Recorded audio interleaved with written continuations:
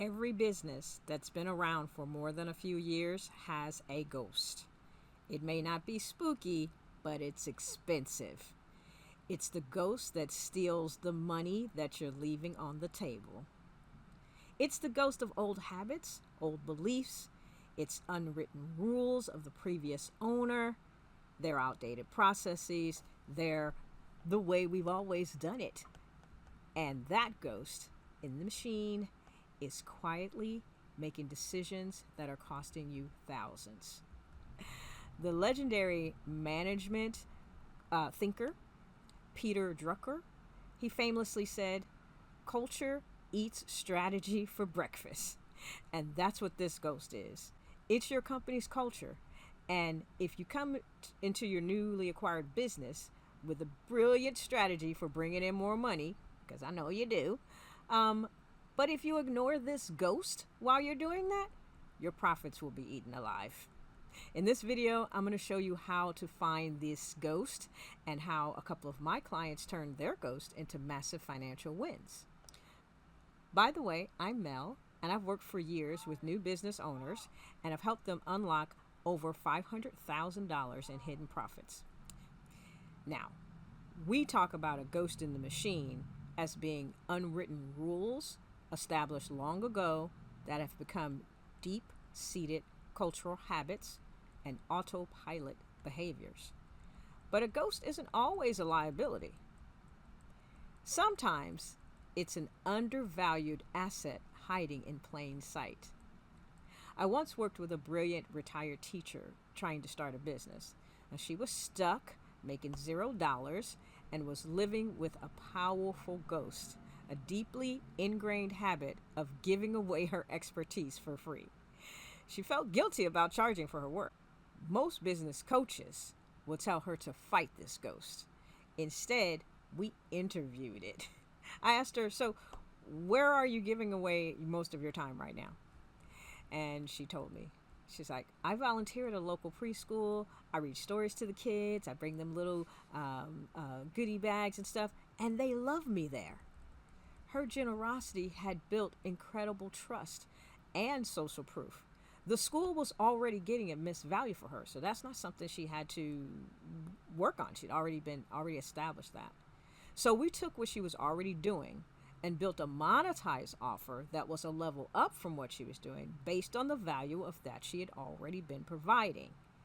And the result of that was a $40,000 contract. So that was it.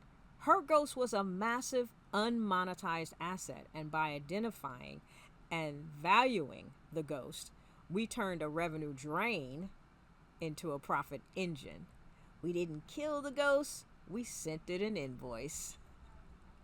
So, how can you find good ghosts, the hidden assets in your own business? You need to ask yourself and your employees questions that uncover the hidden value. A question like, what's one thing that you do for our clients that isn't technically part of your job that you think they value most? And you might find employees tell you something like, well, I spend an extra 10 minutes explaining something to clients. They might have built a custom checklist that they made for a client. They might do a follow-up call or something like that isn't required. Each of these is a ghost of high value activity that most likely you're not capturing, you're not packaging, or you're not charging for. Now, your job is to find these hidden assets and ask yourself, how can we turn these things into premium feature or a new service or a core part of the new value proposition that we have right now?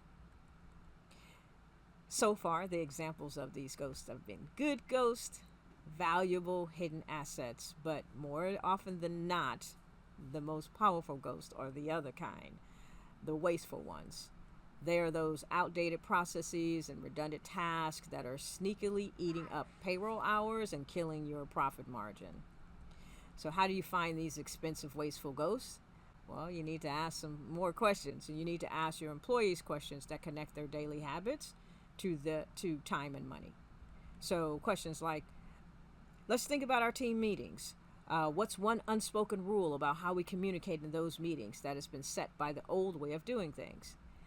And something like that might bring out and let you uncover what I call the meeting for meeting's sake ghost. You might have some employees say, look, we have this 9 a.m. stand up every single day because the old owner read a book about it. Half the time, though, we're there, we don't do anything. We have nothing new to report, but we still have to do it anyway. It just feels like performing productivity and not actually being productive. A ghost like this can cost a minimum of like 7.5 hours of payroll per employee per month. So for a team of 8, that's 60 hours a month spent on a ghost's outdated habit. So, have you been seeking out the ghost stories that your business can tell you? It's your job to find those cultural ghosts, understand the behavior that they're driving, and decide if it's a ghost that you want to keep and build profits on, or if it's one you need to remove. The biggest mistake new owners make is trying to pretend that the past didn't happen. The ghost of the old culture is real, and it's impacting your bottom line every single day. So now I'm curious. Leave a comment below and tell me, what's one unwritten rule from the past that's part of how your business operates now? I'd love to read your ghost stories.